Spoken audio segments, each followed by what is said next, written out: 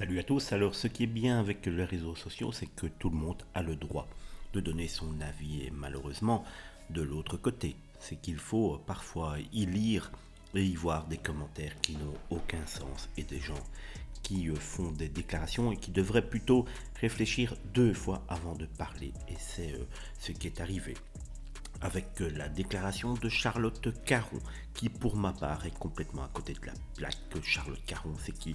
C'est cette ancienne participante de koh qui avait fait des déclarations choc sur Claude Dartois sur le plateau de Touche pas mon poste en octobre 2021 et qui réagit à la sortie médiatique de Guillaume Janton sur les influenceurs lors de la venue de Magali Berda sur le plateau de Touche pas mon poste. Il avait en effet dit que c'était insupportable. Influenceur, ce n'est pas un métier. J'ai marre de l'apologie, du vide, du rien, posé en string devant une piscine et rien foutre de ses journées. Ce n'est pas un métier, avait-il déclaré avant de continuer en disant qu'il ne trouvait pas ça normal que des gens qui n'ont aucun talent, qui ne font rien de leur journée, soient payés 100 000 € par mois alors que les gens se lèvent à 6 h du matin pour aller travailler. Je n'en peux plus de cette apologie du rien. C'est un modèle terrible pour la jeunesse que ces gens-là aillent bosser comme tout le monde.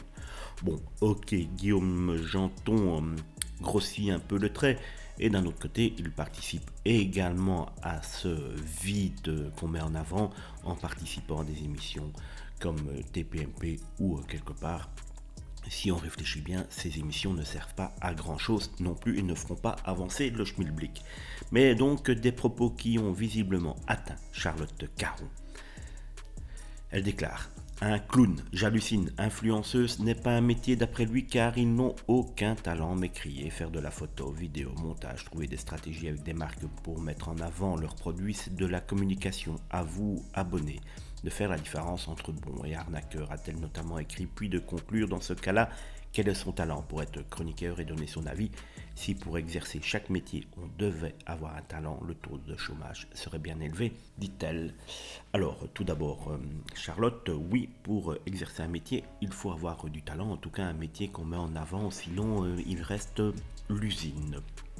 Et d'un autre côté, faire de la photo, vidéo, montage, ok, mais il y a des programmes qui font tout cela très très bien, ma chère Charlotte, et il ne faut pas être ingénieur en informatique pour pouvoir faire une vidéo de qualité.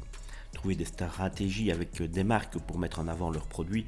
Ma petite Charlotte, moi qui ai une chaîne ici avec 40 000 abonnés, je peux te dire que chaque jour, je reçois plusieurs mails de firmes qui veulent promouvoir leurs produits sur mes vidéos, des firmes auxquelles je ne réponds évidemment jamais. Alors avant d'essayer de faire le buzz en critiquant Guillaume, tu devrais un petit peu plus réfléchir car là tu es complètement à côté de la plaque.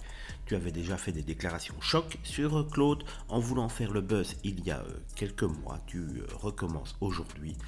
Mais non, tu vois que devenir célèbre et influenceur n'est pas donné à tout le monde. Ça, c'est la seule vérité que tu as bien dite.